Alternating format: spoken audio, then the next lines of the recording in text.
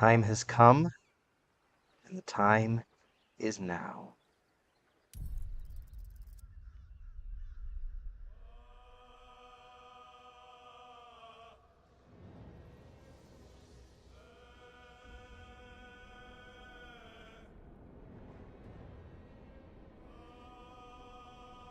Right, everybody. This is Hobgungan here for my first official Let's Play stream, and we have Baldur's Gate 3. Now, I've been vaguely aware of Baldur's Gate for quite a while. It wasn't until 3 here entered early access that I really started getting, really into it and really hyped for it. Now, this is the first Baldur's Gate game I will have played.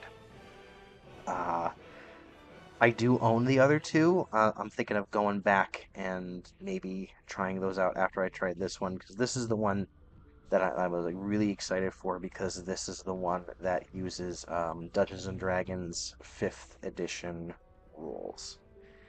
5th edition, I've only just gotten into it like maybe about a year ago, but it's proven to be kind of my favorite D&D system, having gotten into it with 3.5 and DM'd 4 for a little bit. So this is going to be mostly blind. I've been doing a very, very good job at avoiding a lot of spoilers. I've seen some out of context stuff, but I've been trying to avoid most of it. The only thing that I am fairly familiar with this game is the prologue, because I've watched when the early access first came out. I watched through the prologue and then decided to cut out because I didn't want to be spoiled for anything else. But I have watched the prologue, and I have watched the prologue in the live version. So what we're going to be doing today is we're going to go through character creation, and we're going to go through the prologue. And that's stuff that I've seen, but after that, it will truly, truly be a blind playthrough. Now you notice it says continue here, just because I turned it on just to check out how the graphics worked, and just to make sure that this would even run on this computer so that I could stream it for you guys. I have been super, super hyped for this. I can't wait to like really, really start. So without further ado, let's get into a new game. Okay, we're gonna go with balanced. I'm not opposed to Explorer, but I do kind of want to see how it is on normal D&D sort of uh, difficulty. I've turned karmic dice off, so this is going to be by the rolls of the dice. Try or fail. We'll see. We are never, ever, ever, ever, ever, ever touching this side. But I'm glad it's there for the people who like it. We are going to start the game. Now, supposedly, you don't need to have played the others before playing this one. Like I jumped into Skyrim without playing Elder Scrolls before, but so I'm hoping this is gonna be good enough. Oh, this is this scene. Um, Again, I don't know much else about the game, but for this scene, if any of you guys are also experiencing it for the first time, I will trigger warning. Uh, if you don't like eye stuff, kind of like maybe turn away for this one, but my God, the animation is so amazing. Like, I would watch a whole movie like this. All right, I'm gonna shut up for the rest of this and just let it play out.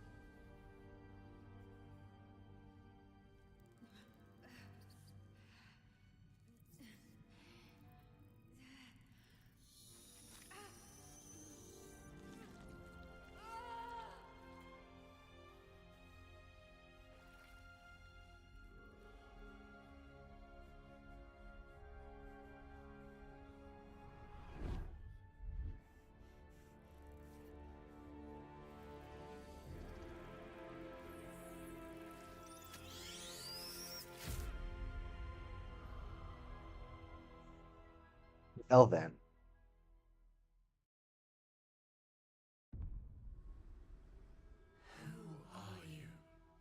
Oh boy. I'm going to reset tutorials, just because the key bindings to this I'm still going to be obviously getting used to. So here we have our character creator, and this thing is a thing of beauty. Wow, look at her hair. Like, I have not played with a computer with graphics like this before, so, you know, all the clothing and hair go swoosh. Alright, so the deal with this one is we've got... I'm going to go through this step by step, don't worry. We are going to go with a custom origin. All of these characters you can play as, but end up recruiting them later in the game.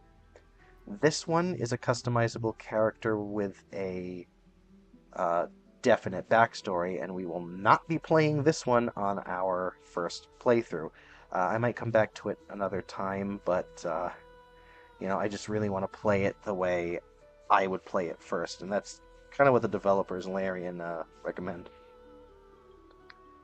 So,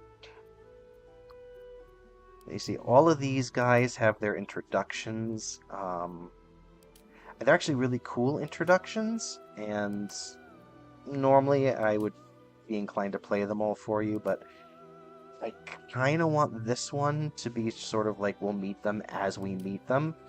You could definitely play them all for yourself later on if you'd like, or they're all online, and I know a lot of other people have gone through them. This is just going to be the one time where I'm just not gonna play them for everybody. We'll meet them as we see them in the game. So, race. You can be an elf, tiefling, drow, human, githyanki, dwarf, high elf, halfling, gnome, dragonborn, or half-orc. So this is just, you know, we'll go through them. Elf, tieflings are kind of half-devils, drow are dark elves, humans are boring, githyanki are kind of like space elves, sort of psychic space elves. I've always seen them in like the monster manuals or stuff, but they've always been sort of like um, the thing that D&D likes to push, but nobody else usually gives a thing to. We saw one in the cutscene earlier, so that'll be interesting. We've got dwarf, half elf, which is, you know, combines human and elf stuff. Halfling, which are hobbits. Gnomes, which are another short race. Half orcs, and they all have their own racials. I'm not going to go through every single racial for every single character we're not playing, but we are going to go with Dragonborn today, because I like my Dragonborn. I like my dragon people. The game is called Dungeons and Dragons. Hello. How can I not be a dragon? We are going to switch the body type to a little bit more of the feminine body, because I tend to like playing female characters in RPGs when I get a chance, 9 times out of 10. It is a thing I like to do. Now, if you notice race features, the only thing for the Dragonborn is the base racial speed, which is, you know, 30 feet per turn. Now, you're saying, why did you pick Dragonborn when all these other things have all these other icons down here? Well, because all of the special abilities are locked into the subrace. Now, not every race has a subrace, and those that do have subraces usually have like 2, maybe 3. This one has a total of 10. 1 for each color of chromatic and metallic dragon. So, sorry, we've got black got blue, got brass, we've got bronze. These two should be switched because bronze dragons usually have sort of the greenish tinge, and brass dragons are usually this sort of like flat color. But anyway, copper, gold, green, red, silver, and white. And you notice all of those change what these are. So we have a breath weapon and a draconic ancestry resistance, and that element changes based on the color. For instance, we saw white here is frost breath, red fire, um, brass, copper is acid, etc., etc. We are going to go today with my favorite color, blue. Blue dragons get a lightning breath that deals 2 to 12 damage, 2d6 lightning. D6, the D plus a number means sided die. So 2d6 means you would roll two six-sided dice and add the total together for that. And that deals lightning damage, and we are resistant to lightning damage. We are going to do stuff with this later, but first we are going to go to class. Now, I really wanted to play a class that was not represented in any of the origin characters, and lucky for me, my favorite class is not one of them, but just for the sake of completion, we're going to go through all of these. So you've got your barbarian. That's sort of your HP tank. Barbarians have a giant pool of hit points, and they use that to be a frontline bruiser, hitting hard with their rage that deals bonuses to stuff. Probably my favorite tank class, but I usually go for more caster over melee. Speaking of caster, we have the Bard, which is magic through music. I really like Bards. They tend to be more of a healer role in here, but like all healer roles also have access to pretty decent damage spells, and Bard really leans into Jack of all trades, Master of none. They get small bonuses to everything down the line, and you can build them to be pretty fun. Then we have Cleric, which is your general priest caster, although they have access to higher armors as well, so you can build one of these guys to be pretty tanky, but their main strength does lie in their casting both healing and damaging spells. We've got Druid, which is the third of the sort of healer support classes. Of course, they also get good damaging spells, and they have the unique ability to turn into wild animals and basically get a second health bar if you need to, and pretend to be a tank or a melee damage dealer for a little bit, if you want to, depending on your subclass. You have Fighter, which is sort of the the basic boy. They really don't get anything special other than more access to ability score ups and feats, and they're relatively simple, and they're definitely damn effective. They're just a little too boring for most, other than the most beginners. But hey, now if you love fighters, not knocking you, and they do have some in 5e at least. They do have some pretty interesting subclasses to go into. Got Monk, which is your martial artist. So we're not talking monk as in medieval friars. We're talking monk as in like Shaolin monk here. Uh, you know, that's pretty cool. They can use weapons, but they're masters of unarmed strikes. Yeah. Paladin, which is our holy knight, holy warrior, and in this game anyway, the most RP dependent. If we ever do a second playthrough, I might pick a paladin just to show you how, but let's not get too far ahead of ourselves. We've got ranger, which is our, sort of our nature wilderness guy.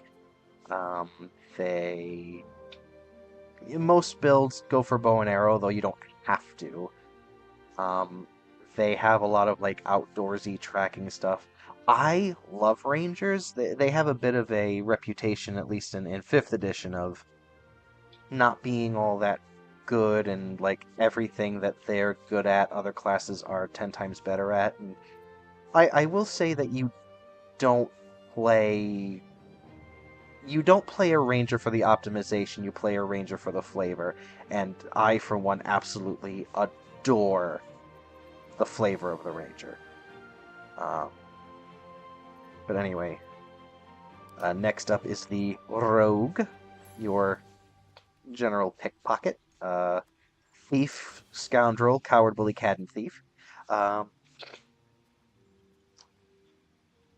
uh, Very, stealth, backstabs, all that fun stuff. Not what we're going for today. And then we've got the 3 mage classes, which differ based on where they get their magic. We've got the sorcerer, whose spell casting is based on just your bloodstream. Your metachlorian count is over 9,000, and you just make magic out of thin air at will. You've got the warlocks, where you like sell your service to a patron of some kind, be it a devil or a Cthulhu or something, and you gain power from that. They have very little spell slots to work with, but they can regenerate them easier. And they have the sole access, barring feats, to the best cantrip in the game. And then you've got the wizard, where you have your spells are learned from just studying your ass off. Book smarts, they can have a huge spell book of known spells. Probably the most spells known in the game, but they can still only prepare a certain amount at a time, which is why I always used to steer clear of the wizard. I think that 5e does prepared spellcasters probably the best out of any of the editions I've played, but it's still hard for me, and I always play prepared spellcasters um known spellcasters. Like I always learn just enough spells that will fit my spell slots, and I keep the same ones all the time. And with Wizard, that you can achieve that by just getting a bunch of ritual spells that can be cast outside of using a spell slot if you take like 10 extra minutes to ritual them. But anyway, we're going with my favorite class today. We are going with the Sorcerer. The Sorcerer was the first class that I ever played in D&D. It was 3.5. It was like, okay, so I can cast spells like a wizard, but I don't have to worry about preparing stuff. I get it all in 8. And that was cool to me. The Sorcerer has since gained more of a identity as being a shaper of magic, where they will start to get meta magic that reduces cast times, reduces components, does all sorts of different things. which we'll read when we get there. This is a highly involved game, and we're in this for the long haul. So yeah, we're going with Sorcerer. Uh, so we're going to pick our spells. Known. So we're going to select our cantrips. We are going to keep Bone Chill, which is this game's version of what in 5e is known as Chill Touch. And I think actually this is a better name for this spell, because Chill Touch you think it would do cold damage, but no, it does necrotic damage. It's a necromancy spell. So Bone Chill makes the most sense. It's 1d8 necrotic. Uh, Prevent the target from healing until your next turn. An undead target receives disadvantage on attack rolls for a turn. Now, um, advantage and disadvantage in 5e means that you roll two 20-sided dice. 20-sided die is how you do most skill and attack checks in this game. So rolling with advantage or disadvantage, you roll two d20s instead of one, and if you have advantage, you take the higher roll, and if you have disadvantage, you take the lower roll, regardless of what the rolls are. So that's cool. So we're keeping Bone Chill. Acid Splash, we're keeping Acid Splash, which is 1d6 acid damage. That is sort of a mini AoE. It throws a bubble of acid that damages each creature it hits. Um, it's a small AoE. I think it only hits like up to two targets, but that's still on a cantrip. Cantrips, if I forgot to explain, cantrips are at-will spells. They are spells that you can cast without spell slots. Um, So, like, you only have a certain amount of level spells you can cast before you have to rest, but cantrips you could keep throwing out no matter what. Um, so I am going to be probably stupid here and just keep only offensive cantrips. Just keep my slate with just offensive spells. And Sorcerer is probably one of the better uh, classes to build like just a purely offensive spellcaster with. Um, leave the utility to others. So we're going to get rid of True Strike, and we're going to get rid of Light. True Strike was gained advantage on the next attack roll, and Light was infuse object with an aura of light. It's going to be tough because we don't have Dark Vision, but yeah, we'll see. So what are my other options here? Ray of Frost. Light. So we are going to fill out our suite of damaging spells. Mage Hand. We're going to do Shocking Grasp. That's just a 1 to 8 lightning damage. It's a melee range, so if anyone's in our face, we can cast Shocking Grasp on them. Target cannot use reactions, and the spell has advantage on creatures with metal armor, so we're taking that. And I think we're gonna... do I want Poison Spray? It's only a 10-foot range, but it's good for close quarters. It's a 1d12, which is the highest damage roll in the game, but it doesn't really do anything else.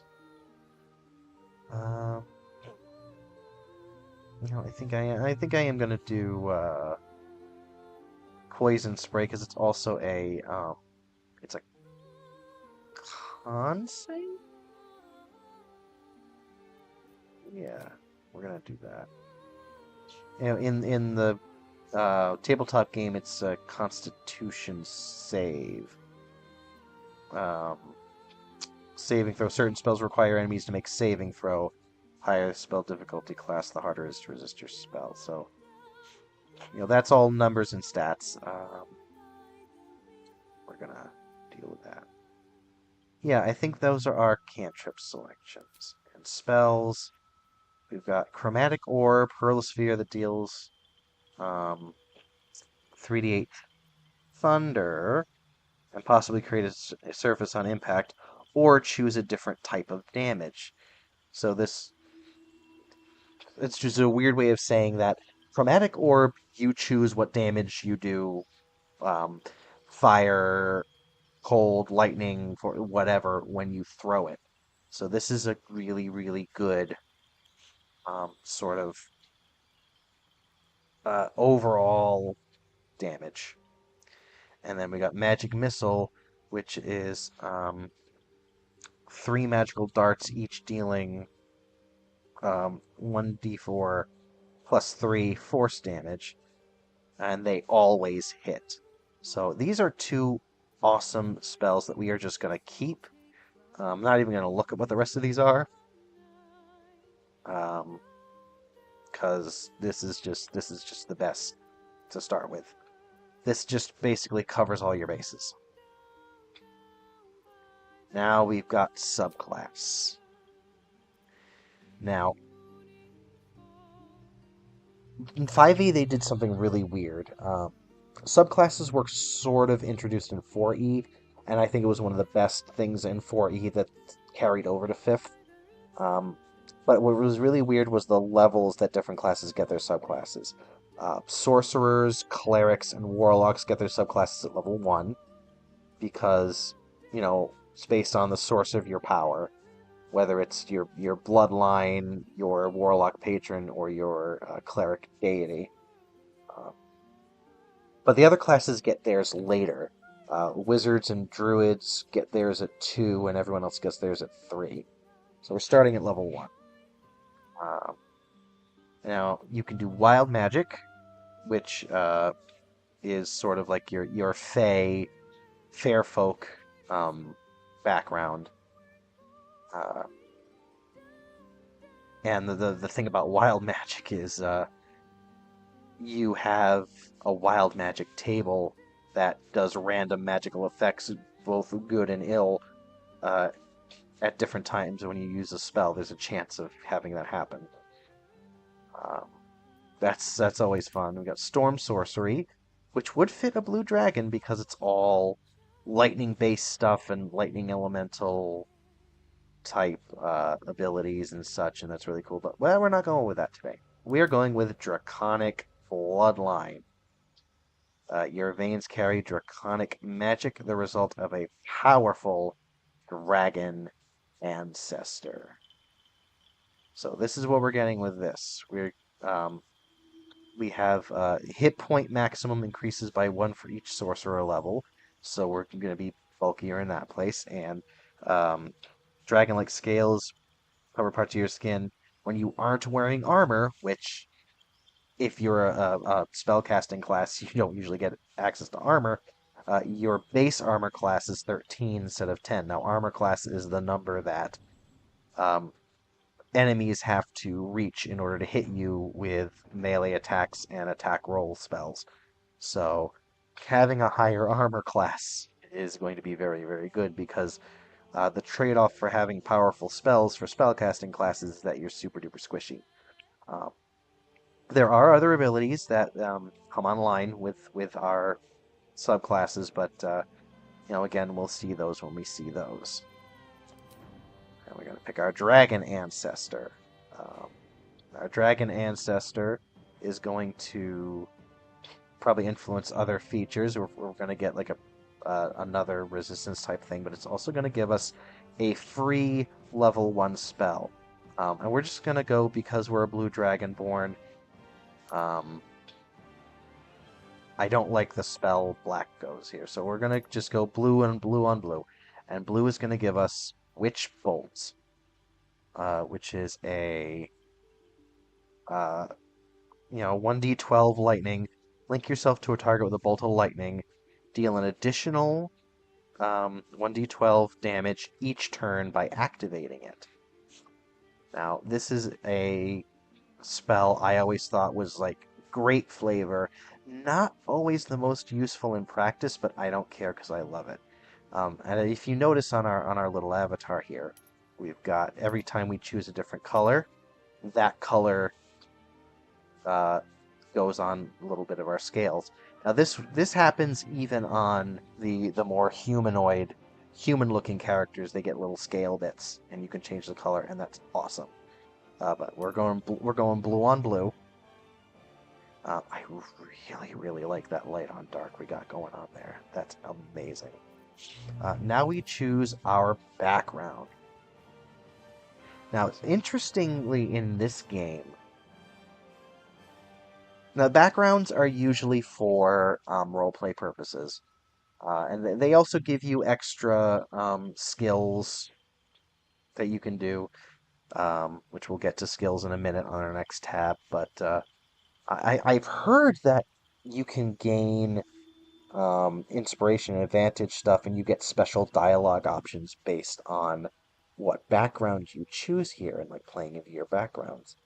Um, I'm not going to go through all of these, uh, but I took some look at what we've got, and I really want this character to be a guild artisan. Your skill in a particular craft has earned you membership in a mercantile guild, offering privileges and protection while engaging in your art. Repairing and discovering rare crafts will bring you new inspiration.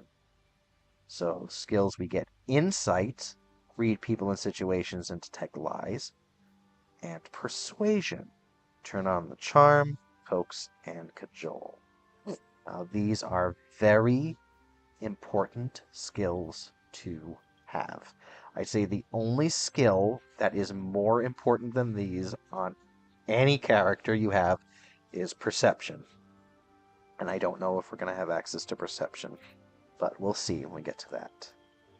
Um, but yeah, we're going to go with Guild Artisan, and I will go into that a little bit more while we're doing the appearance modification. But first, we're going to abilities. Now, abilities are our stats. We got strength, physical power, dexterity, agility, and balance. That also affects initiative, which is how fast, turn order in combat, and armor class. Constitution is hit points and like poison saves. Intelligence is book smarts. Wisdom is street smarts. Charisma is what I lack. Charisma is how well you can present yourself to other people. Now, what this is saying, why this is a star in front of it, is that this is the primary ability. So for sorcerers, a lot of their spell casting, their spell save DC, and their spell attack is based on your charisma modifier. Now, for every... So let's say, like, a score of 10 is just your average. You get no modifier. Every 2 points above or below that will grant you positive or negative modifiers, which means numbers that you can add to your roll to affect the outcome. So we've got, and you can assign bonuses to your stats. You can assign one stat to be +1 and one stat to be +2. Now, I think having the +2 in charisma is perfect. So this is going on point buy system. Now, normally I usually like to roll for stats, but they don't allow to in this game, and that's okay. We're just going to do point buy. Now, that means that we have... Okay. So what we're going to do is... So we've got 15, 10, 12, 14, 13, and 8 to work with, unless we go. So yeah, 14 and 15, because they're +2s, they need to have 2 points to get. But everything else offers 1 point. So we're going to do high in charisma, and we're going to assign the 2 there. That's good. I do want to keep the +1 in constitution, so that affects our hit points. But here's the thing. In a Dungeons and Dragons game, you can have a level cap of up to 20. Most games don't go that far, but it's possible to get up to 20.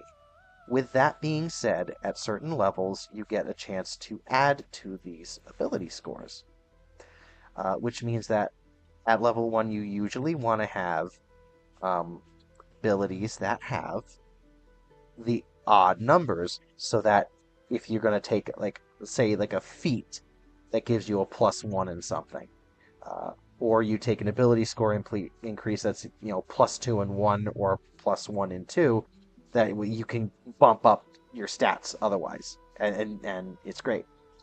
Um, the thing about this game is, though, this game only has a level cap of 12. And at that point, you're really only going to have the uh, time and the ability score increases to increase your primary stats, maybe one and one other. So what we're going to do is, what I'd like to do is, for this and this alone, I'm going to take the odd number out of dexterity. I'm going to take the odd number out of constitution. And I'm going to pump them both into wisdom, so that we have at least a +1 modifier in everything.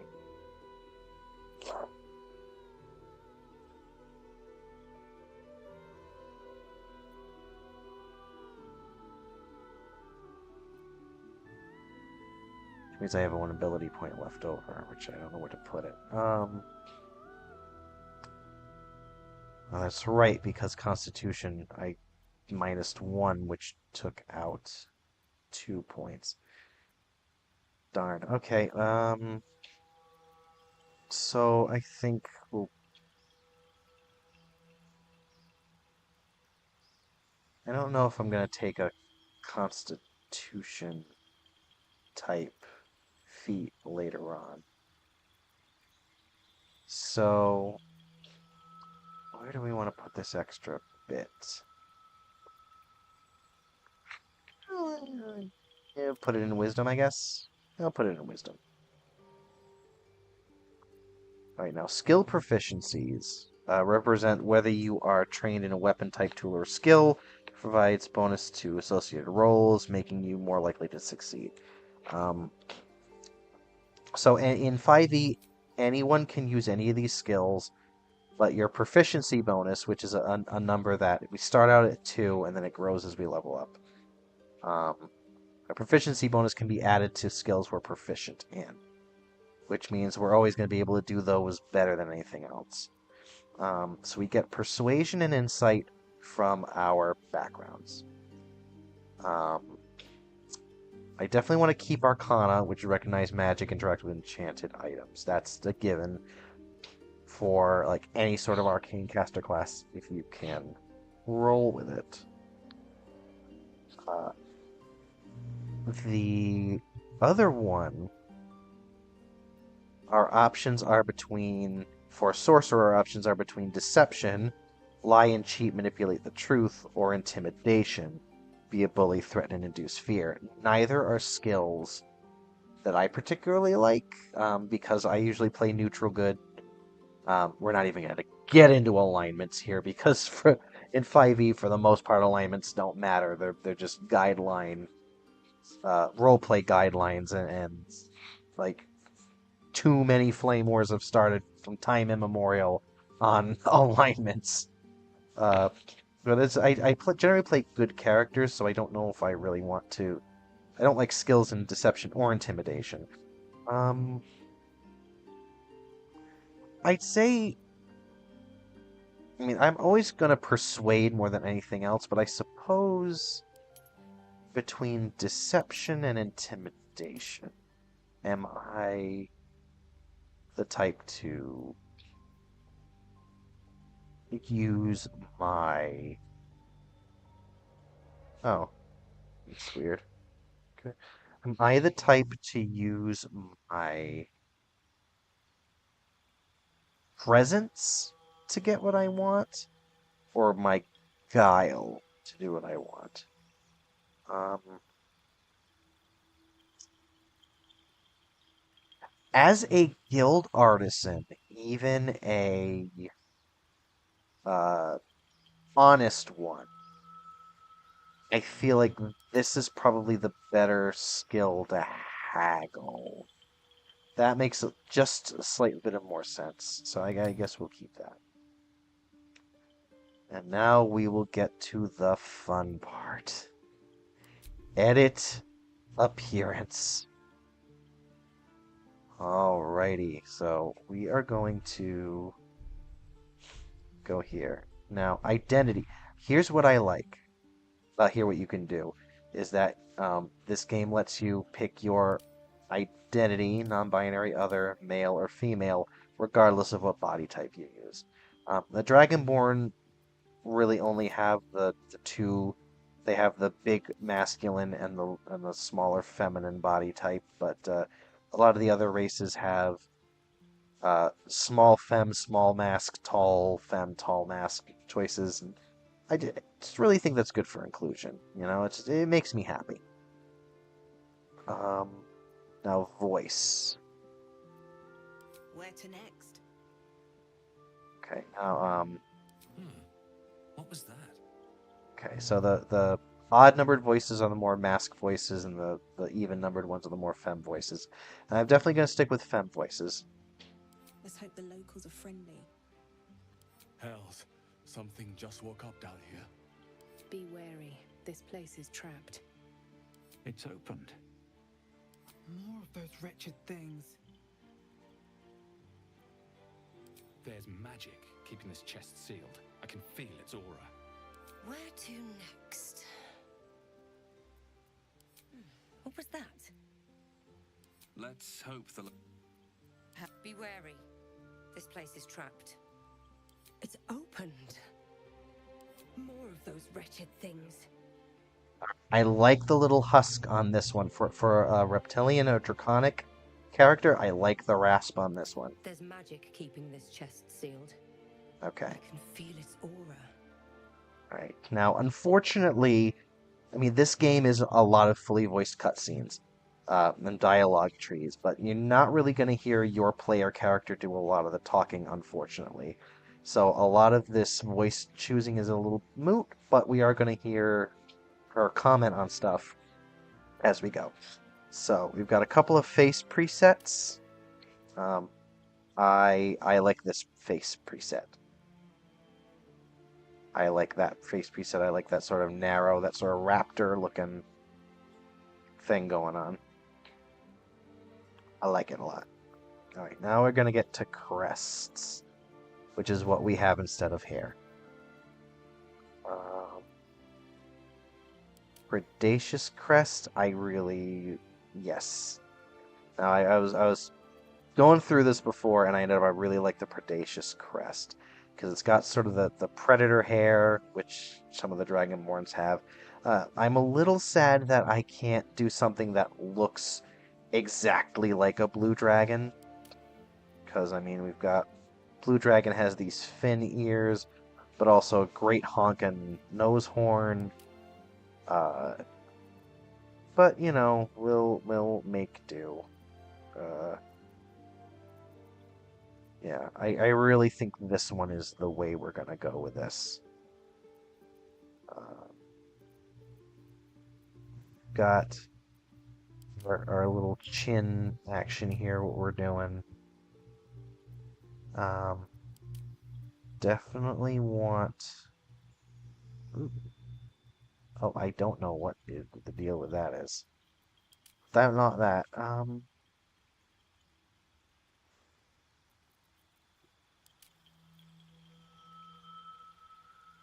Yeah, I think that one's the one I'm gonna go with. And then the jaw bits. Maybe a little more of the jutting backwards, or... Ooh. Oh, that's interesting. Or do we want that? It's hard to tell on these. I think this may have been the one that we had. Ooh. Oh, that's interesting. Sort of feathery business. Those spikies. Um, hmm. I think it's between this one. It's between these two. It's between these two.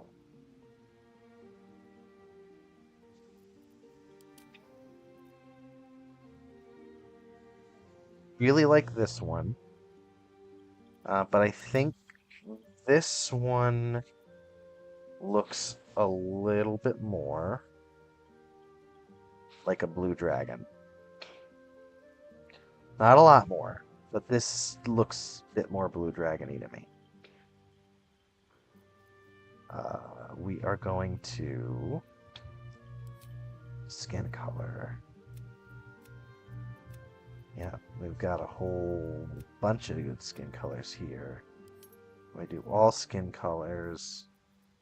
Now this only lets me do other Dragonborn skin colors, but normally all skin colors would do all skin colors for all the other races. There's some really good ones here. What I think though, we're gonna go with the sort of the default blue dragon here, only because, I mean, this really feels like blue dragon colors, because blue dragons in D&D have these sort of sandy yellow bellies and sandy yellow spots, and I really, really want to drive home that this is a Dungeons and Dragons approved, licensed trademark blue dragon here that we're doing, even though nothing else about it looks like it. So, this one's so pretty, though. This one is so pretty. But this one, again, and also with the uh, Draconic Sorcerer elements, this one really, really stands out against this skin color. So we're just going to keep that. Okay.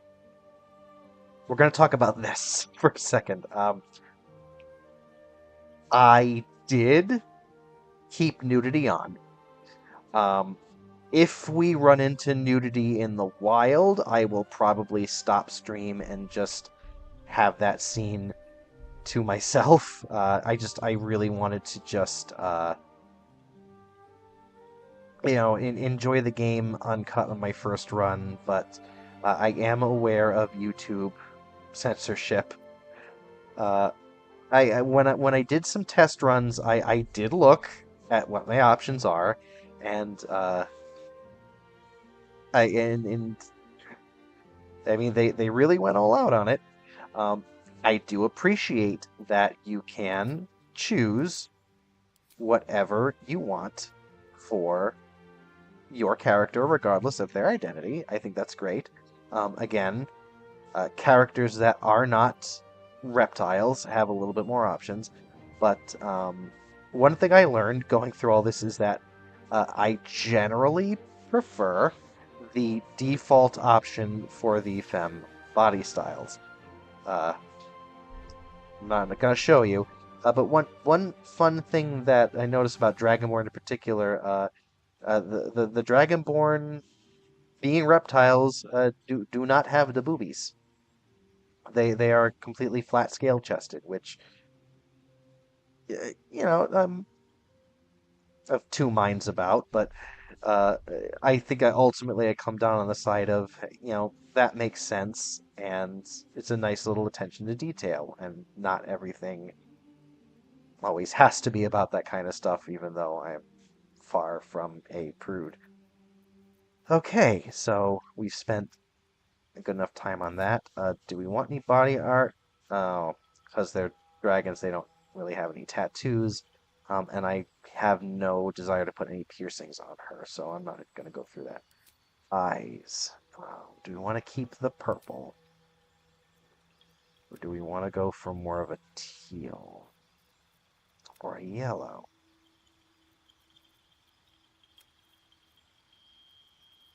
Purple. Or we do want to do a green?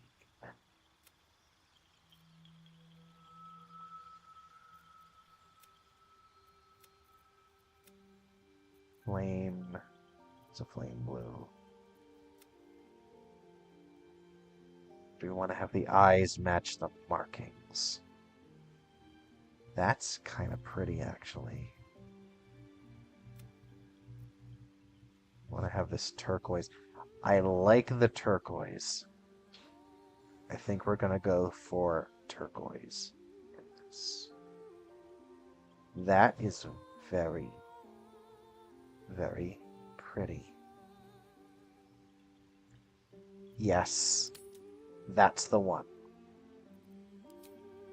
Makeup.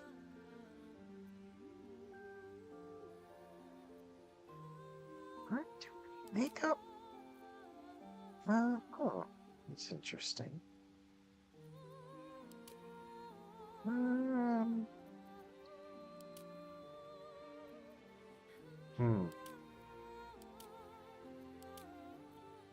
That's it's very interesting.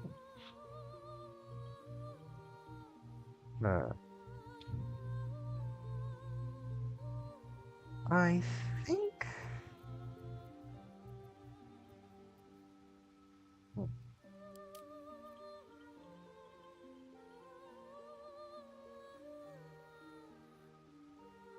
I think that adds a very interesting sort of shading option. Like, I like this because it's sort of like a. It doesn't even read to me as like makeup. It reads to me as if we evolved coloration here to reduce glare. I like that, and I think it adds to the overall look. I like that. We're gonna keep that. We're not gonna put lipstick on. I don't think. Here's the Draconic Bloodline colors. Options. Oh, definitely not. Ooh.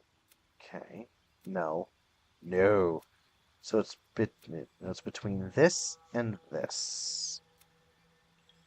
Slight purpley or the Stark black. I like the Stark. I like the default there. And I'm a dragon, I want a tail. So our choices are got this got this tail. Love the colors. This tail, got this tail. We've got this tail. This tail looks more like a blue dragon tail. I love the colors on this. I love the wavy colors on this. But I, I, I think I'm gonna go with this one because it looks more like a blue dragon tail. Also, this is a beautiful song. I think this is our girl. I think this is our main character.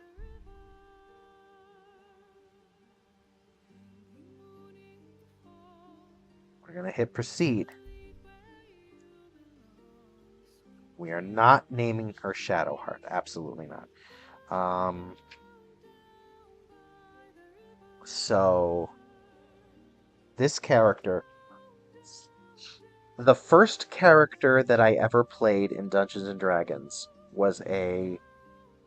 They didn't really have Dragonborn then but there was a thing in the Monster Manual called a half dragon, which there were you could play it. It had a level adjustment, although my DM thankfully ignored that. Because the only thing that really deserved the level adjustment, honestly, were the stats, and we didn't do any of the extra stat stuff. But it was a black dragonborn called Virgil Onyxthorn. And I don't remember much about that campaign. The group didn't really last all that long. The people ended up not being great people. But I do remember at one point an NPC was introduced, a blue dragonborn lady that was very friendly with Virgil.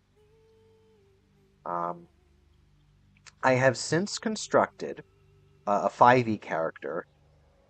Uh, I played her in one session in a group that also didn't last more than a couple of sessions because it wasn't a very good thing. But I really hope to bring this character back and use this character again because the 5e character I came up with was the daughter of Virgil and this blue dragonborn,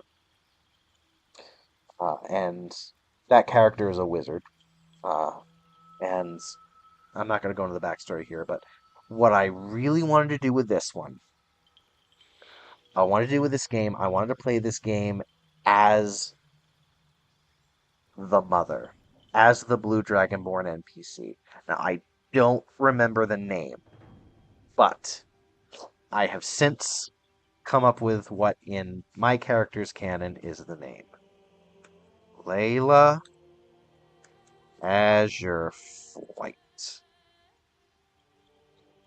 Um, I really, really like Dragonborn names, which are um, normal name and then a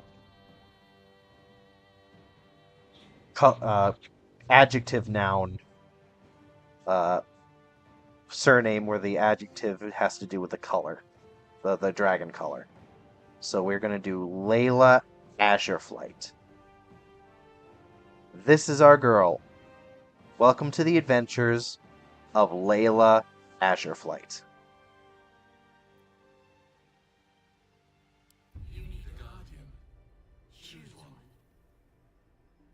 Okay. So this is interesting. I knew this was coming, but here's the deal. In the early access, this character right here that we're about to make was billed as, what do you desire? Like, what attracts you? So this is, at least in the early access build, this character you were supposed to make that sort of like your dream character. What is going to entice you, and that kind of. I don't know if they changed it because it was too on the nose as to what this character represented, or if they just wanted to be a little bit more inclusive to maybe people who are Arrow Ace or not interested in stuff like that. Whatever. I'm going to make this character under the what attracts you assumption, like the olden days. Now, unfortunately, we have access to every race except Dragonborn, so I can't have a Dragonborn guardian. But what I will do, I'm going to make the character that I did my test with, who was a Tiefling Druid. She had this body type. Now, luckily, we don't have to choose an Asmodeus. Now, luckily, we don't have to do race and class and anything with this one, but we do this. Female voice. Remarkable. Oh, whoops. Good luck. Oh, they only give us the two voices here. Give her. She had. Was it this face or this face? Remember. I think she had this face, maybe. Alright. And she was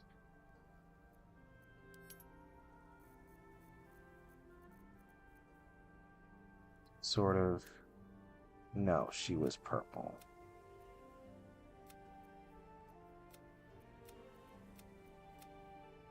Yeah, she was sort of that violet purpley.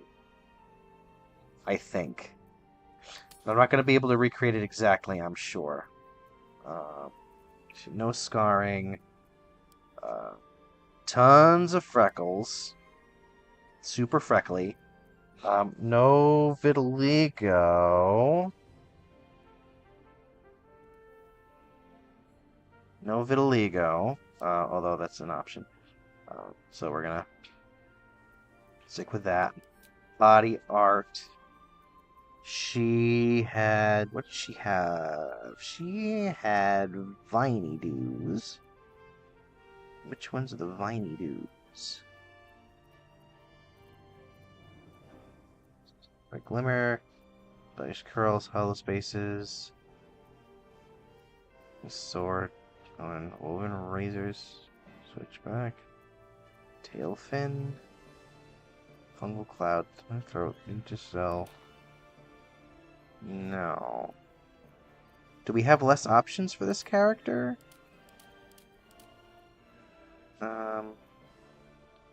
Beholder Gorgon. Ah, yeah, here they are, the Viney Dews. And they were sort of like greeny. Yeah, they were that dark green. Firm. Eyes. Light green. Yeah, I think we did those. We did that green. Makeup.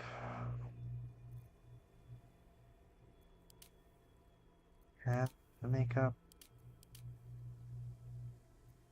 I don't know. We had just sort of, well, that. Stick green.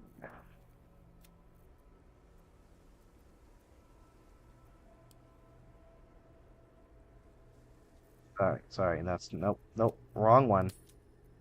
Lip tint, that's the one we're looking at. Lip tint.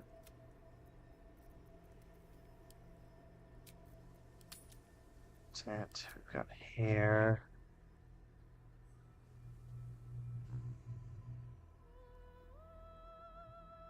Let's see. We've got hair. Facial hair, I'm glad you have the option. I'm not adding any. And horns. I think we got... No, we didn't get these. We got... Oh, I didn't even go through the hair. I skipped the actual hair. I'll go back to it. Yeah, I think we had slightly different horns than this. So this is the closest to the horns that we used, but had sort of...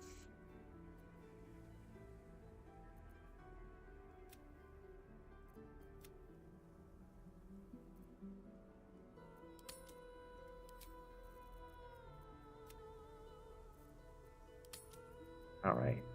Now the actual hair we got,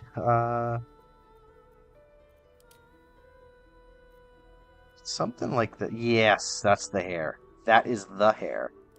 So we had it sort of like a dark... No, we had Black Raven with sort of mossy green highlights because she was a druid. High intensity.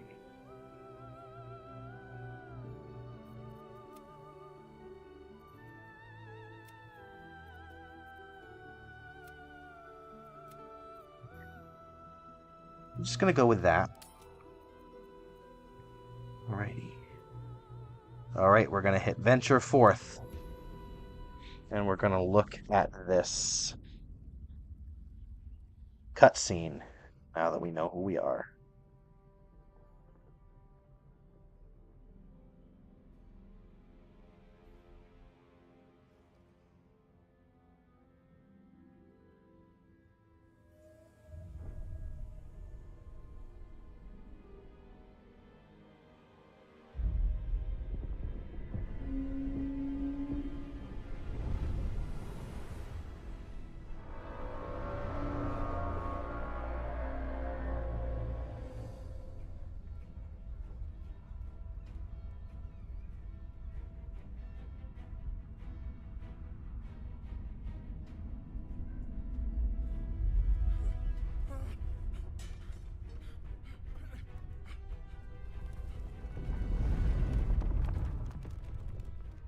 So, I'm not going to be looking too closely at chat during a lot of these things, but I do have a window open so that I can look from time to time, so I apologize if people say stuff.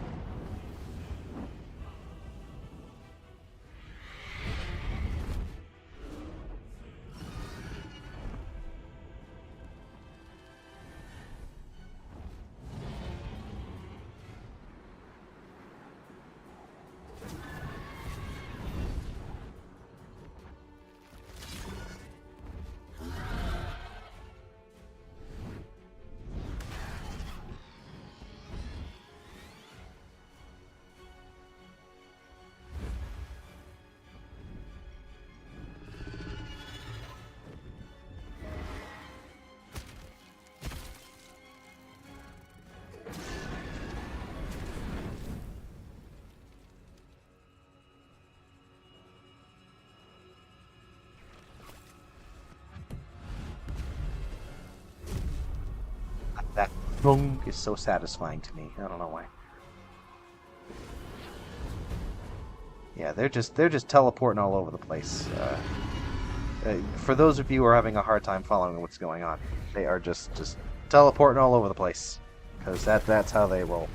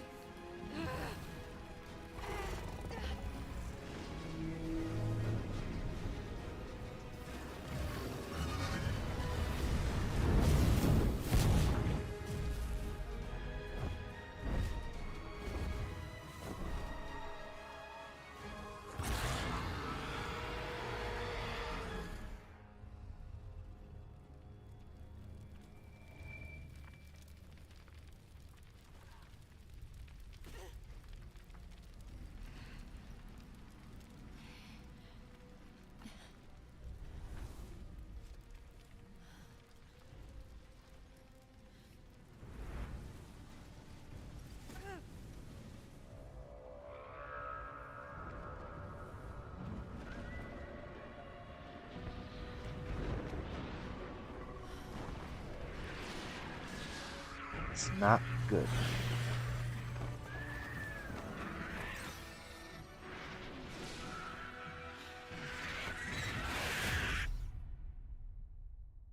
Where the hell are we?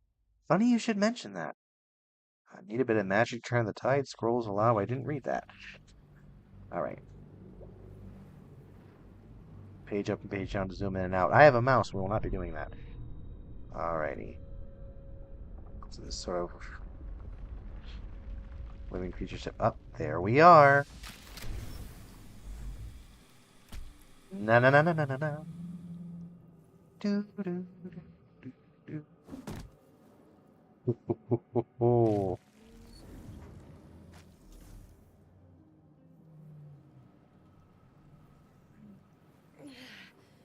My head. So here's our action bar. Here's all our things we do. Journal updated. Escape the Nautoloid. Right. Basic movement. Click the ground.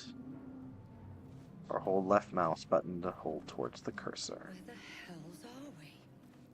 I just said, funny you should mention that. Jeez. I really should learn to, like, not go over the game. Alright, so this is a Mind Flayer pod. We'd be stuck inside if we hadn't been attacked. So, we explore the room, Dungeon Master. Okay, nursery. This is the pool that thing came from. The parasite now writhing behind your eye. First choice, we can reach toward the pool, do an investigation check to investigate the pool, and leave. We are going to be rolling for investigation.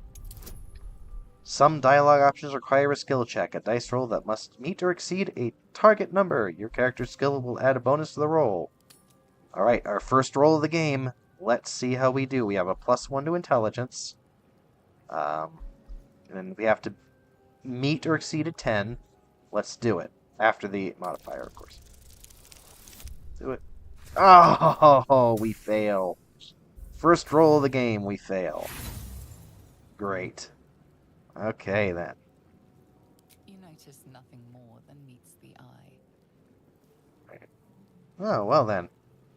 Let's reach towards the pool. See what we can find there. Uh-oh. Boom. Alright. Well, it exploded. Alright. So we're gonna check out what's over here. Alright, we can turn the camera with the QE. That's good. What we got here? Always room for more. Got an onyx. Okay, what's this? Home center camera, double click portrait to center camera. Okay. Rune Visions slate. project into your mind. A Nautoloid hurtling through the plains, resplendent with psionic energy. Alright, we're just gonna pick that up.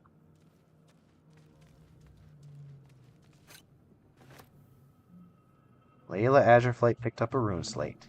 Yay. So I think there's supposed to be a button that highlights. Was it? That's not it. That's alchemy. Yeah, we're not. I have no idea how to do that. Cartilaginous chest. Chest made of cartilage. Alright. Hey, gold. 14 gold. Take all. Yeah. There's our portrait. Aren't we silly? Aren't we nice and cute? I don't know why I said silly there. I'm silly. Alright. Okay, we could stand to move a little bit faster. Moving ahead.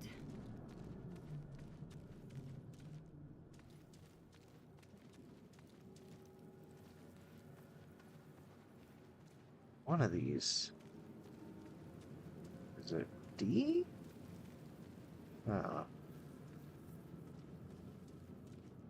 Another chest. Got a silver necklace. Sapphire necklaces are popular among Baldur's Gate patriarchs? Right. Baldur's Gate patriarchs as mourning garb. The heavy teardrop-shaped stones represent the weight of their loss. Huh. Take all. Equipment. You can equip items in your inventory by double-clicking them into the equipment slot I to open. Oh, this is an inventory? I can wear this? Huh. I can wear this. Alright, you know what? Fine. We'll wear this. Why not? Okay. Now, I think I can jump over here. There's a thing over here. Jump. Yeah. We're gonna jump over. Jump! And I just ran through the fire. Restoration pods to fully recover your hit points and empty spell slots if you are hurt. Ouch. Well then. Oh, look at that.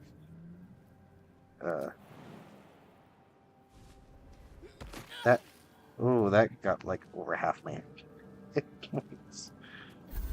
Okay. I feel I better. think those pods are only going to be here for this tutorial mission, so let's here. Mind Flare.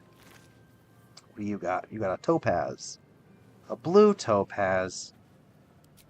Dead. I like yellow topaz. Good. A little saucy. Alright. Let's head through the sphincter, ladies and gentlemen.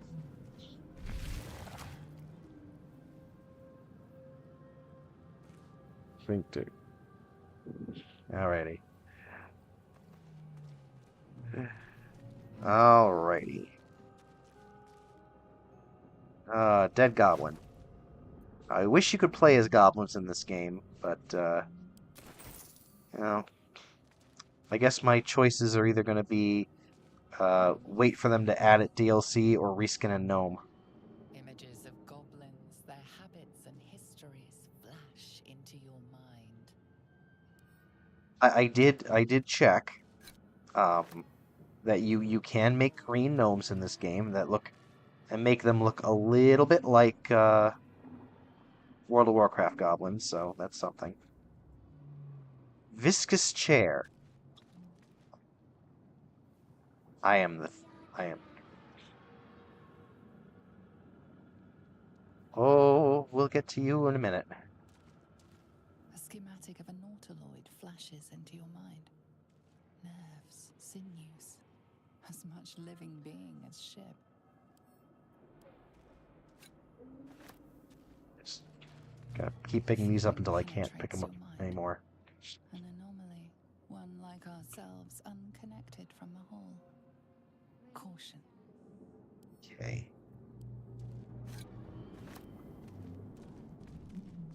Worlds beyond worlds flash before your eyes. Empires of a grand design, traversed by ships just like this.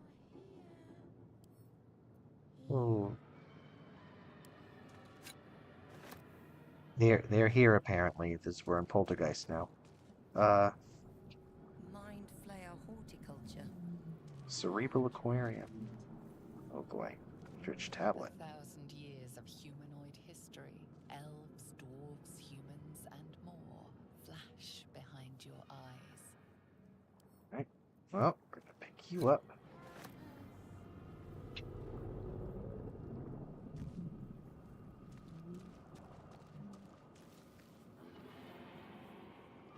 Okay.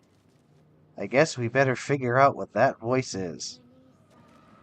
I mean, this is the only part of the game that I know, so I know what it is, but oh boy. Here we go. We are here. Here. Wait. Miranath under operation. I don't think we're going to be talking to Miranath, though. Alright, hope you guys aren't too squeamish.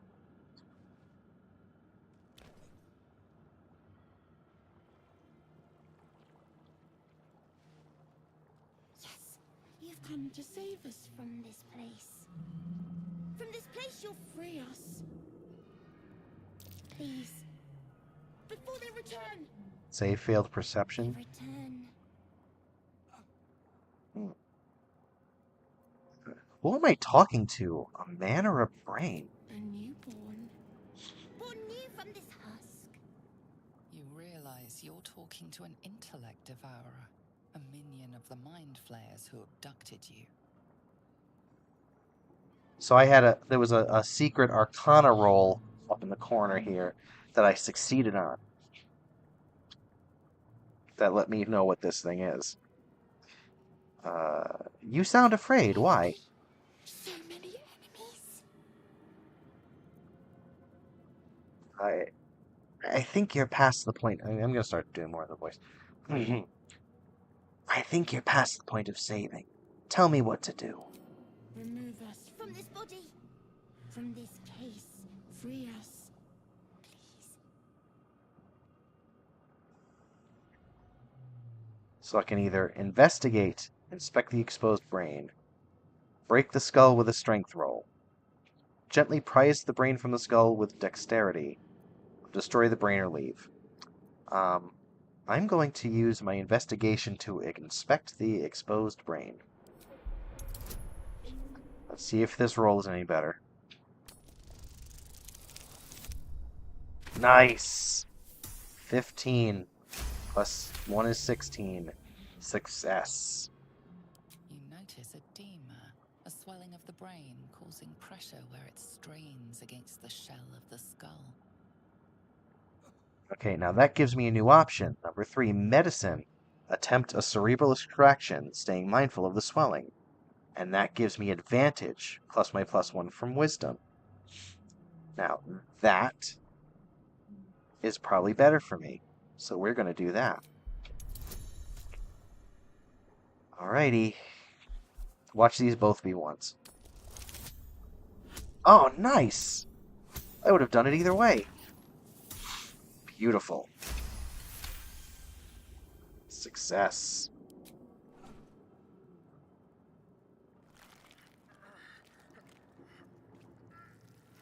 The brain lifts from the skull, but you notice an opportunity. You could cripple the strange creature, making it more subservient should it prove a threat. Now I can use dexterity to mutilate the brain or spare the creature any injuries might weaken it. Even if I didn't know what was going on, my first choice would be to spare the creature any injuries might weaken it.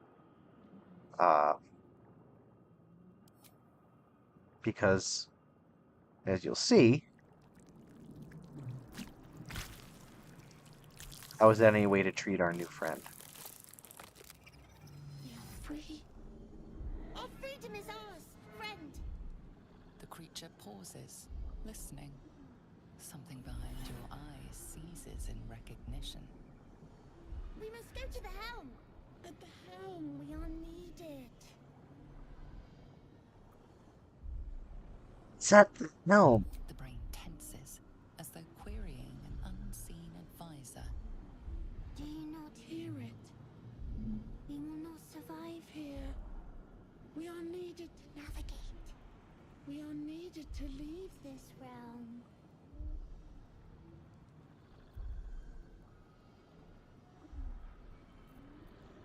Should I call you? Us.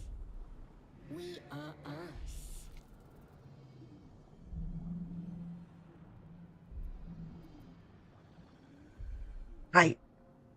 Let's go. To the helm we go.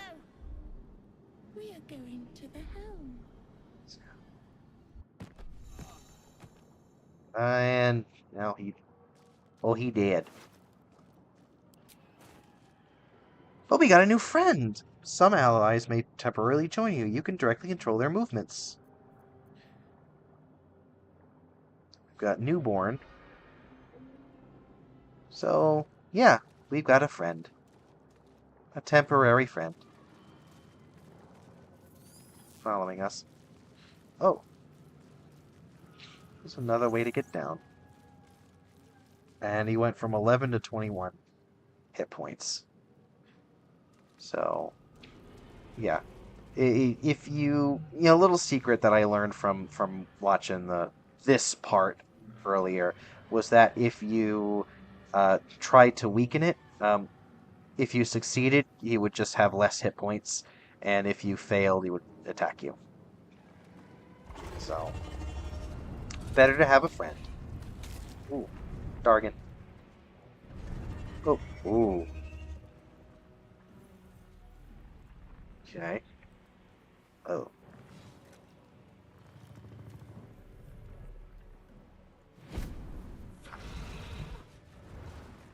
What an entrance.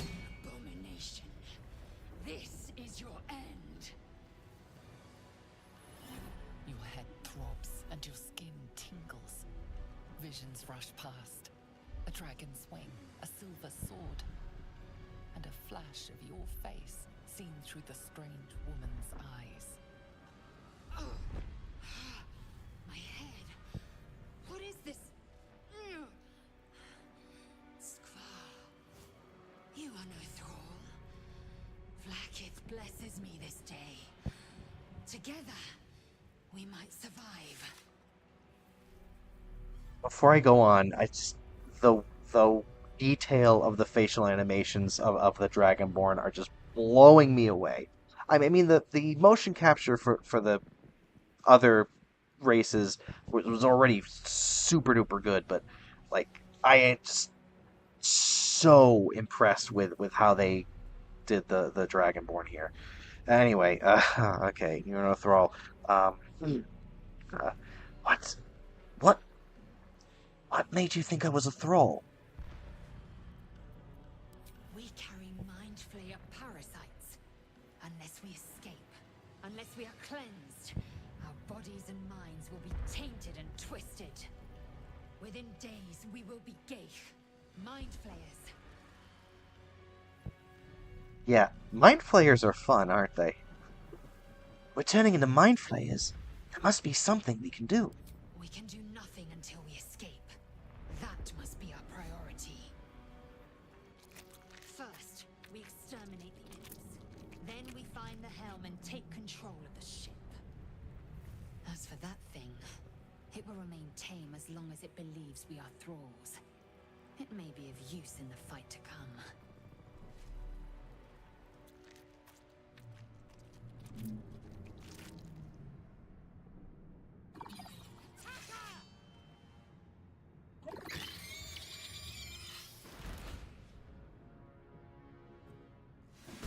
Fight! Combat. Get ready to fight. Combat happens in rounds, and each participant gets a turn to act.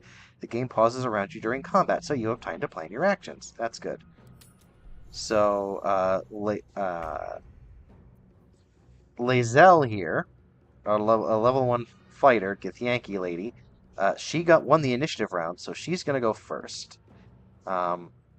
She is just going to rush and attack this imp. She got him! Ending your turn when you're finished. Now each turn you can get an one action, one bonus action, and one move action. So I just use an action and a move. I'm gonna take all. Okay. We're gonna end turn. Now it's Us's turn. Us doesn't have much but a claw, except for a claw, but still probably do something. You can hit this puppy. Zoom. And you got him. Yeah. These are nice, strong characters to have. Alright, we're gonna... You have a little bit of movement left, so... You're just gonna move here in posture. Gonna end turn. Now it's me. Now, I'm gonna use all my fancy smells. Wow. I'm tired. Spells. We're gonna do Bone Chill for you. Alright. You are within our casting range. It should hit. Whoa! Nice. Thank you. Some allies can join you on your adventure. Control them the same way you do your own character. Yeah. I will not be taking control of it. Click the portrait to control them. Always do, but... Dead Thrall. Did I get you already? No, I did not. Yeah.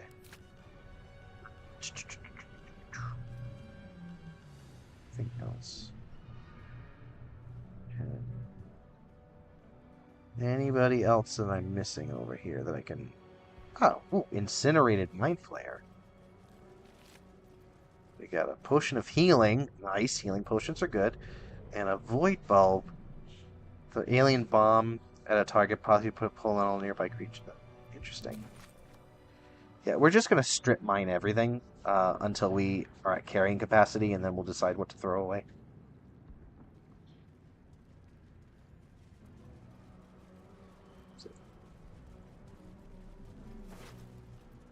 Ooh, another Potion of Healing. That's always useful. Cursed to put my hands on everything. Right.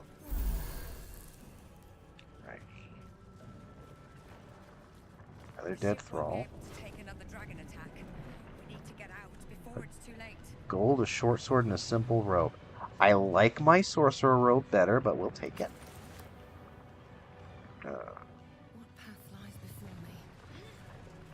Now, most of this stuff is just getting other weapons. If you're a weapon using class that prefers to have other weapons. Gold. Right. Ooh, wait. Yeah. Now, we must go to the helm. Oh, okay. Who are you and why are you helping me? Who am I? Your only chance of survival. Now move. You are wasting time. Alright, fair enough. I did not mean to click on you in the first place. But hey, we had that little interaction. Alright, fine. There we go. That's what I wanted to do. Alright. I don't know what that was. Let's see. Open another sphincter.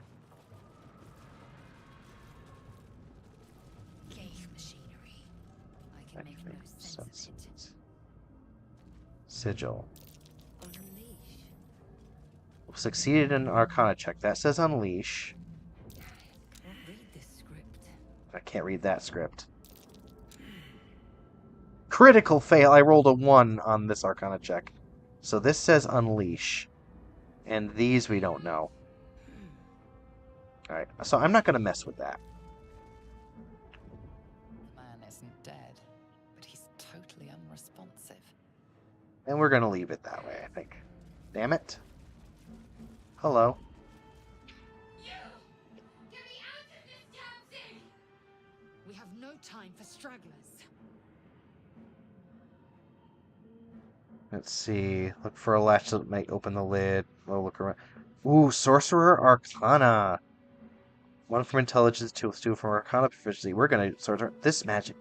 There's magic at work here. Determine what kind. Ooh, that's an exclusive option for them.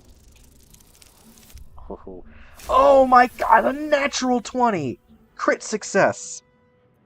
Warding runes. You feel them drawing energy from the console near to the pod. Are you satisfied? We need to go.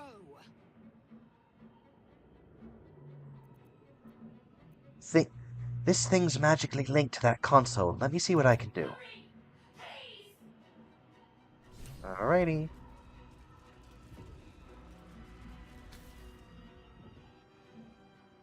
The console appears dormant.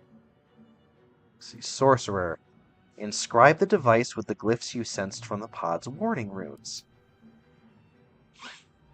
The console hums to life. Kana, take a closer look at the powered-up console. Alrighty. Watch this be a 1. Oh, another nat 20? Holy crap on a cracker. Why can't you do this with, like, an attack roll? The glow and organic lines of the device make it seem more like a beating heart than a machine. Perhaps it will open the nearby pod. See, place your hand on the console. Suddenly, you feel a hideous squirming in your head. A parasite. Then discomfort fades, and another sensation washes over you. Connection. Authority. Illithid. Being implanted with a Mind Flayer tadpole is a fate worse than death, isn't it? Ooh, Illithid Wisdom, will the pod to open. We are choosing this. Difficulty class 2. So, I can't fail this unless I roll a natural 1. Please do not roll a natural 1. 18. Okay. Success! You feel the biomechanical brain of the console process your command and yield to it. A shiver runs across your mind. You feel sated.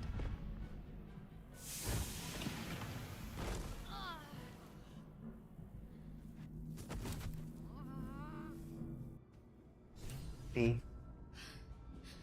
At last. Not now. Stop. We must go to the helm. Oh, not you. Here we go. Sorry. Alright. I thought that damn thing was going to be my coffin. Thank you. Your mind lurches into her thoughts. Her gratitude is mixed with wariness, because you have a gift with you. You keep dangerous company.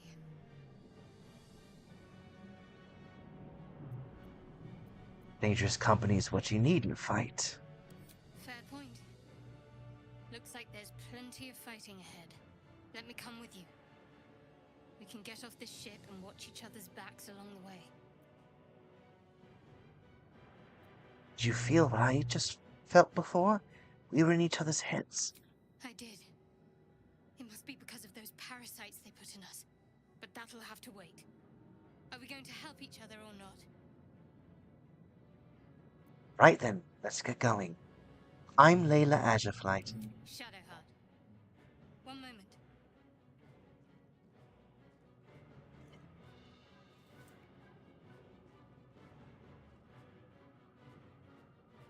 What's that? It's nothing. Trust me. Enough of this chatter. We need to get to the helm. Now. She's right. Lead on. Yay. Alright, we're gonna go up here. Now, this is another thing you could do if you, ooh, gold key and a scimitar. We're gonna take all. How many hosts of these gay infected? A dazed woman is trapped inside the pod. She doesn't notice you.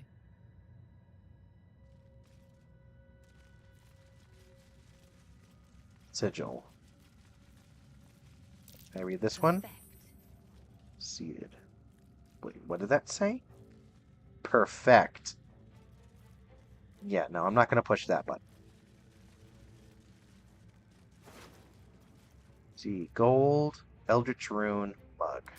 This might unlock those controls next to the pod. Okay, well, we don't need that. Slave Mind. Okay. More health potions.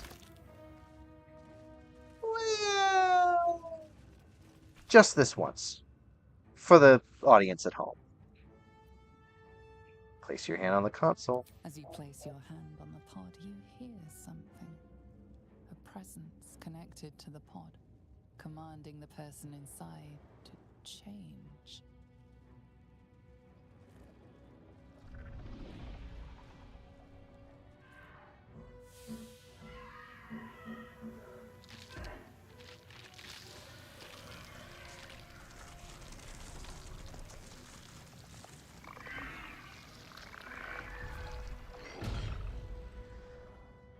Kinchar.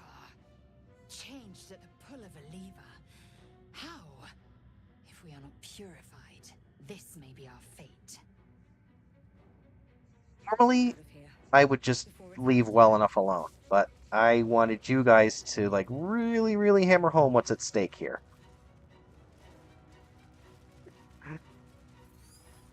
Alrighty.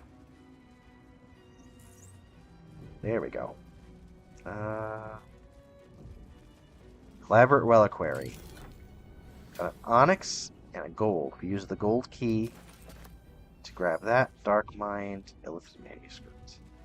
Faint images appear in your mind. A brain, a Githyanki warrior, and centuries of darkness.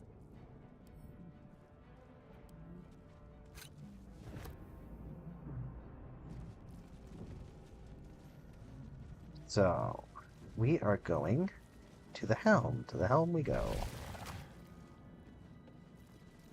Moving on.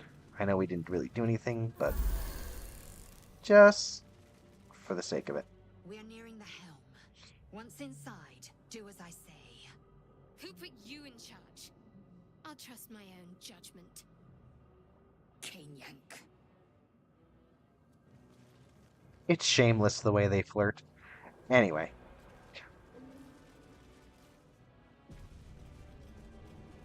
Oh, autosave. That's what's going on. Okay.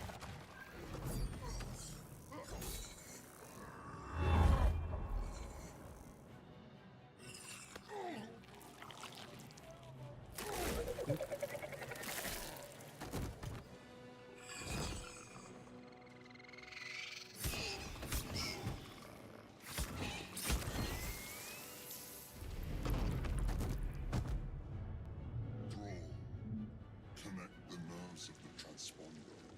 We must escape. Now. Do it. We will deal with the Geich after we escape. Connect the nerves. Nerves! We will connect them. Righty. Alright. Impact is imminent. I must connect the helm. Okay, so us is going first. So here's what we're gonna do.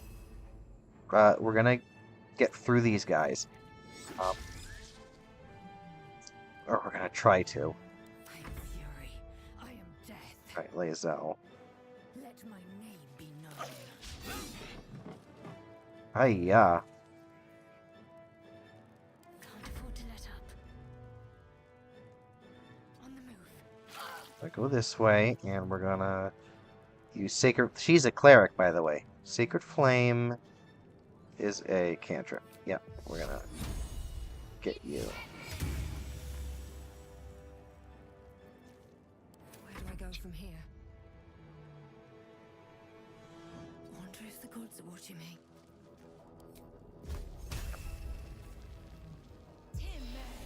Show you. Okay. We got not enough movement to loot. Alright, we're gonna end turn. Right. So this guy is very difficult to beat, but he also carries a really good sword. So we are going to... Well, okay, wow. Oh, she's too close to the fire, that's the problem. Time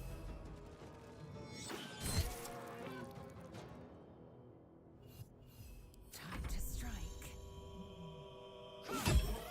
So, we are going to try and kill him, but we only have this many turns to do it. So...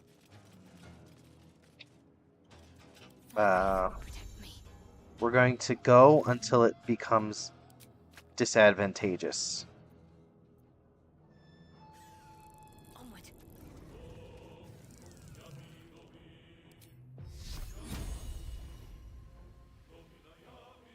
Here we go. Can't even catch my breath. These boots have seen everything. These boots are made for walking, and that's just what they'll do. Alright, I'm gonna position myself behind and have everyone else attack this puppy. But I'm gonna position myself to do the thing and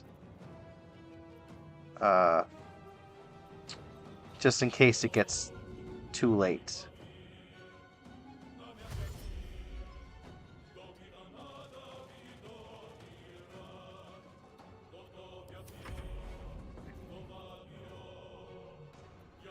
Let's see now. There's some rush attack.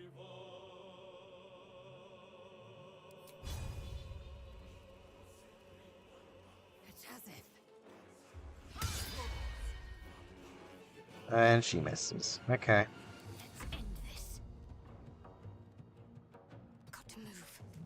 We're gonna use our first level guiding bolt on you. Nice. Come on. Can't stay idle. What's hiding here? Jade. And I'm gonna use my magic missile on you.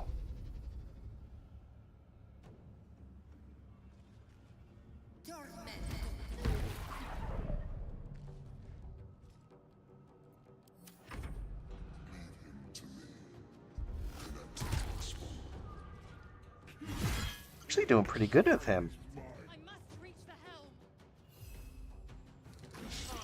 helm. I missed with him. Okay. Swift and lethal. Lacerate. We're gonna lacerate you. Missed. Of course we did. Ready. And we're gonna use, we have like one more spell slot on you. Guiding bolt. Missed. Bye bye. Won't give in.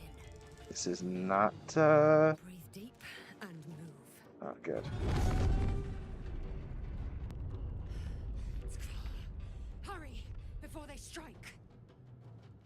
Yeah, see, he's a little difficult to take down. We're probably not going to be able to do it.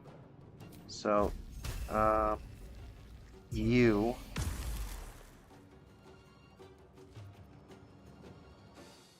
We're going to end that turn.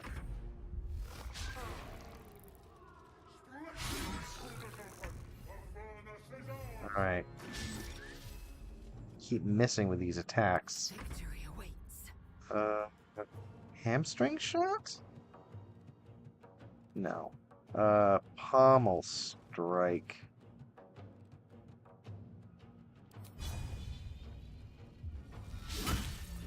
And I can get an attack on it. Alright, that was a bonus. Yeah. Okay, I can't use any more of those, but I can Sacred Flame. It's saved against it. Of course he did. Another fight. Let's go. Let's do Witch Bolt? Maybe? Yeah, that missed. Alright. Well.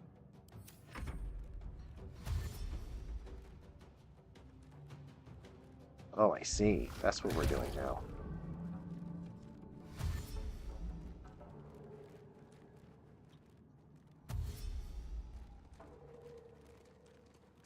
See. That's what we're doing now.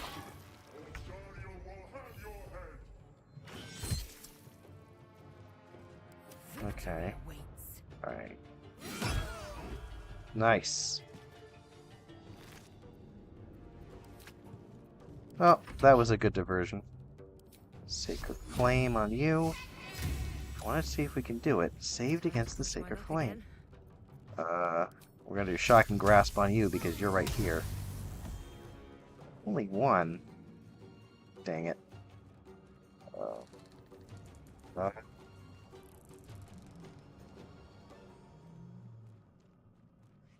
Right.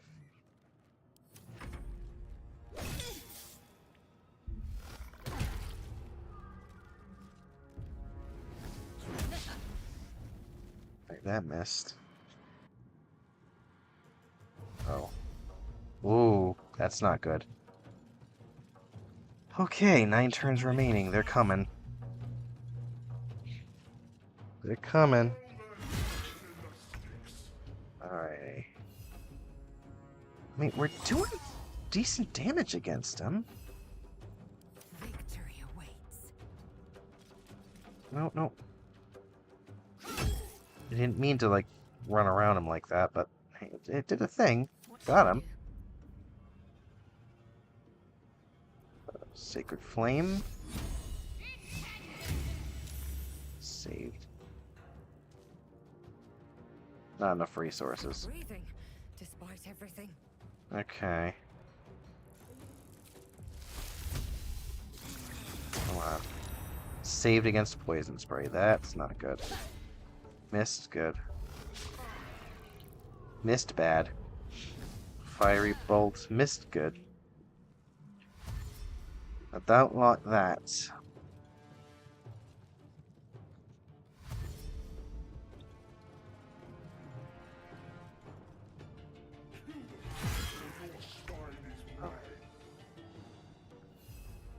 If our Flare friend goes down, we're just gonna be. Let's finish this. Get you out of my way. Why only one? Survival is all that matters.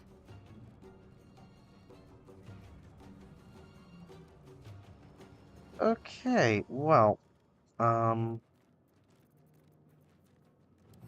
crud.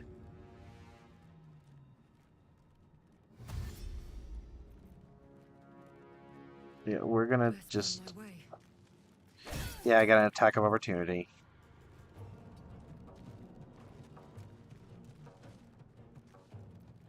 Oh. Gonna end the turn. Yeah.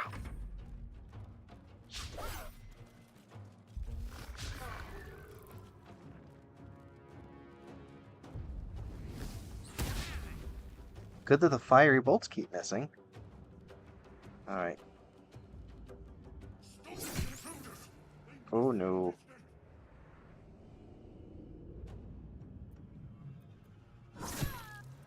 Oh no.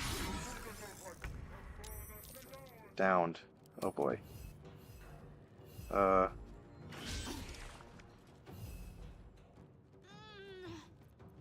am fury. Okay. Death. Can I use a health potion on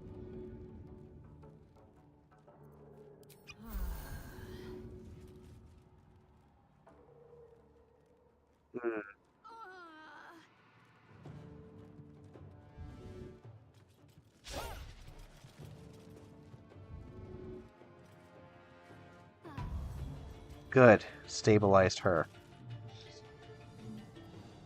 What's the plan? Yeah, I got nothing. What now? Yeah, Here we go. we are getting out of here now. The helm's alien transponder. You've made it in time. Wait.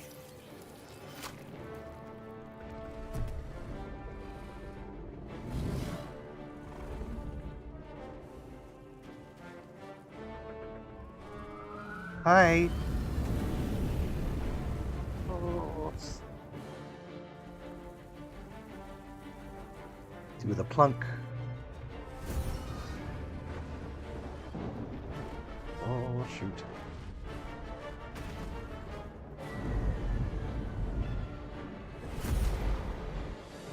Oh.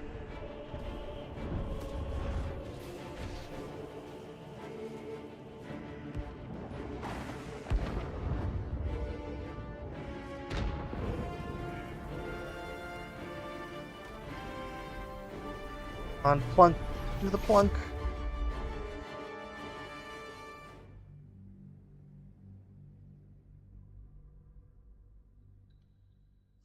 While I hydrate.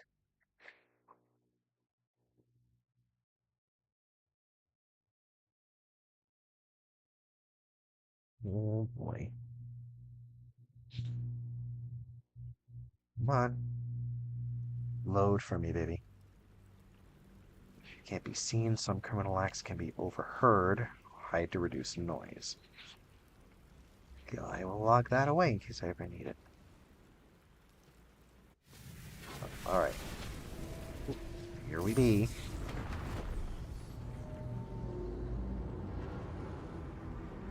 Oh, tiefling.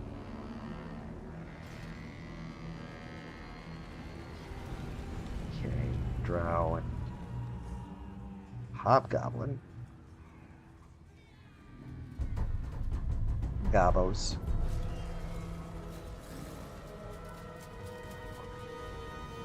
Interesting.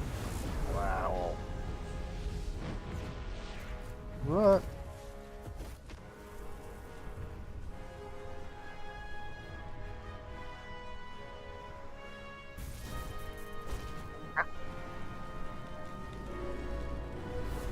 Do, do, do, do. I love this music.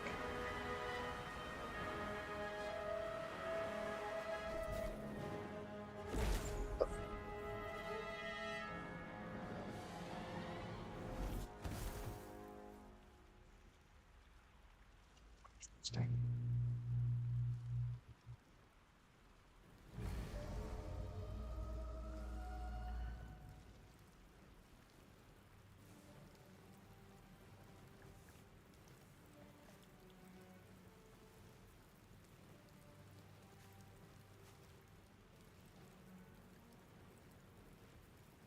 As you wake, the tadpole squirms in your skull.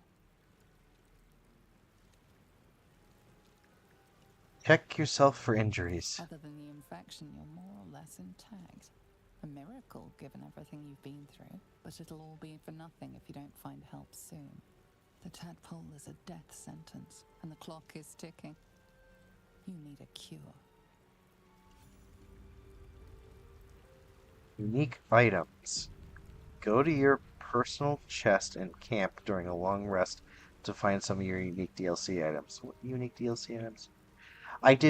Technically I bought this game like a few days before early access ended, so I think I got some special stuff for that, for early access stuff for that, even though I never was able to install the game until then.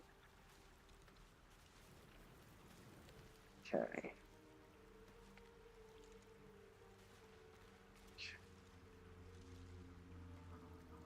So this is about the extent to which I've seen. Fresh water. There must be a settlement somewhere nearby. From this point on, with the exception of like certain out of context clips here and there, I have no idea what's coming. Okay, well I know one sort of side questy sort of thing that happens. But just the bare bone basics of it. Mangled Fisher. Ooh, we did some damage when we landed. Oh, here's our Shadowheart friend. I'm glad we stabilized you.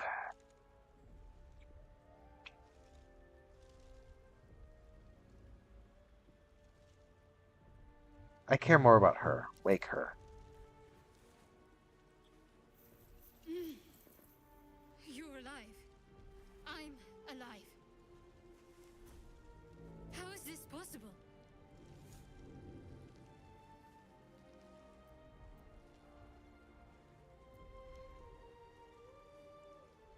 Doesn't matter, we made it. True. Seems like we're the lucky ones, judging by all the corpses strewn about. I remember the ship. I remember falling.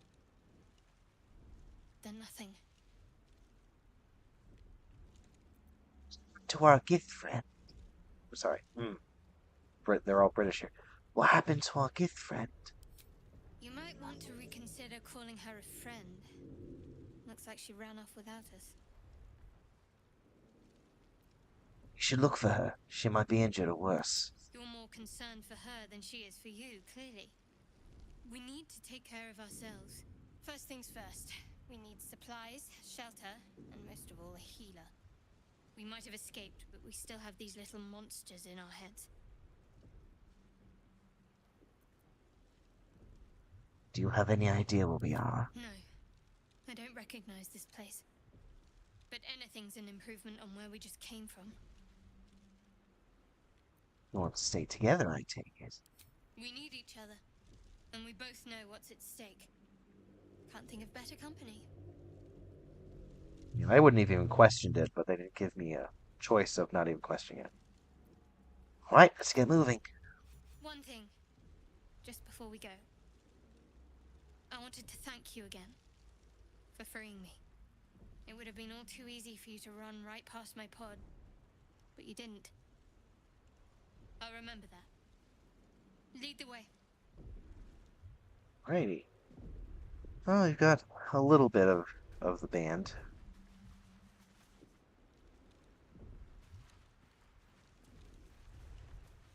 Got our cleric. We're missing our water. We're missing our fighter, but we'll get her back. I have a general idea of who I want my party to be. Like my general party to be, but we're just gonna see where it takes us. See who we can find when. Better take the supplies we can, because they're not gonna use them.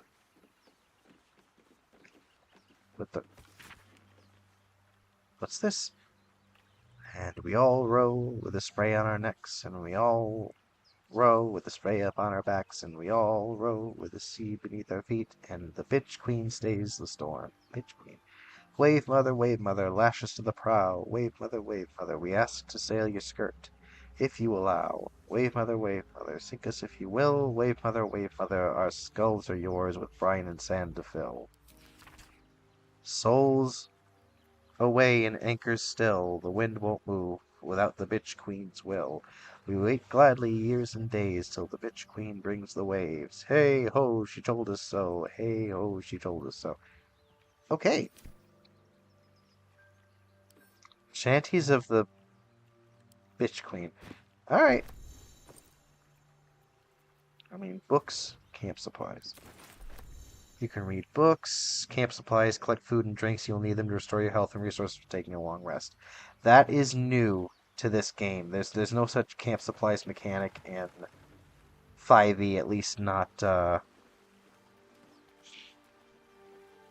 at least not in the basic rules, although there's always ways you can make it work. Perfumed letter. Still legible. Inventory. I'm still well within my carrying capacity. Read. Sigh, I love you. There I said it.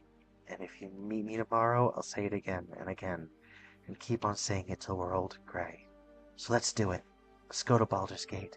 I know it's risky, but so's staying here. The last few months have been hard, but they're always a little easier when you're there. Leave your boat and meet me at the hill overlooking the old bridge. Bring whatever you can carry. We'll make do without the rest. Don't be late. Love, Anna. Feels somewhat responsible. She's like, punch me right in the heart, why don't you? Jeez. I'm so sorry. Wow. Alright, I don't want to get too far, because I still want to explore what's near here. Go.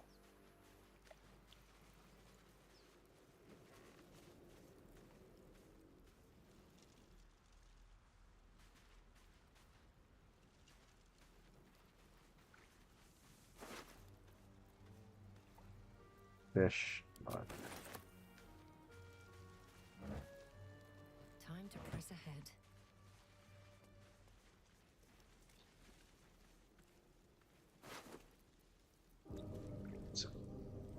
Abducted commoner. So this guy was on a boat. Nautoloid. Dang, 33 gold. More of those wretched things. Oh. Yeah. I don't think us made it.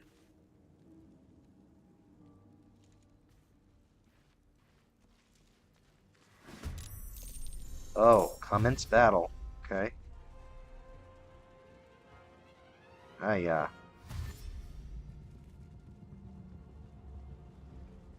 Better stay back. One strike could be lethal. Okay. Well. Guess we'll, shock and grasp you.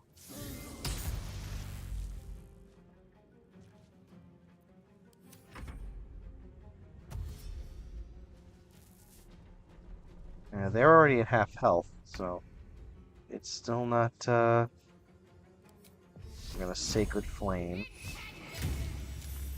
It's saved against your flame. Shield of Faith. Protect a creature from attacks, increase armor class by 2. Yeah, thank you. Yeah, we're gonna do that. Pause. Ooh!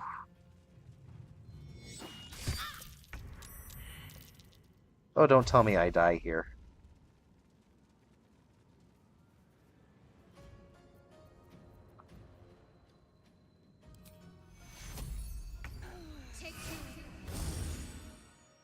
Yeah, bonus healing word. Please, thank you. Here,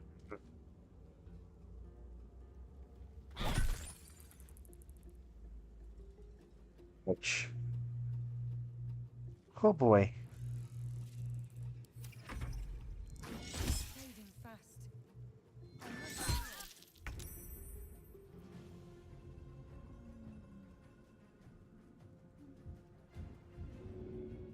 Oh, I might die here.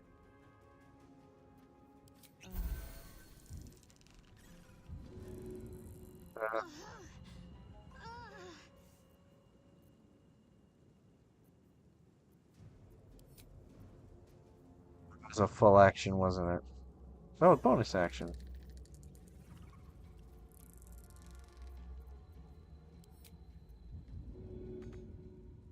Okay.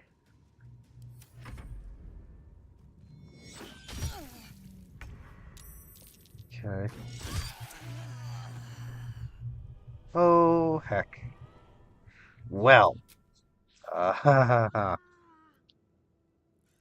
Autosave for Ravaged Beach. Wow. Okay. Well then. Um,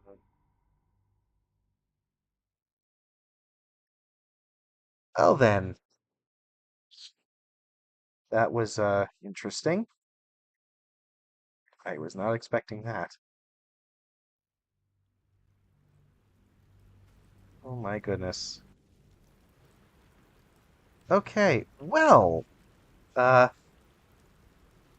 given the time, I'd say this is probably a good place to sort of end for today. I'm gonna go up and re-recruit Shadowheart here and kind of by myself get up to like right before that battle, trying to pick up all that stuff again. But yeah, so uh, I hope you enjoyed watching this first episode of Baldur's Gate 3. I'm not sure exactly when the next stream will be. I am still trying to work out scheduling and stuff, but it's gonna be coming soon. I am not gonna stay away from this for long, and uh, if you liked what you saw and you want to see more of it, definitely subscribe to the channel. Uh, I've heard leaving a like also helps, but if you don't want that in your liked videos playlist, then that's fine. But yeah, so hope you all have a great evening, and I'll see you next time. Bye bye.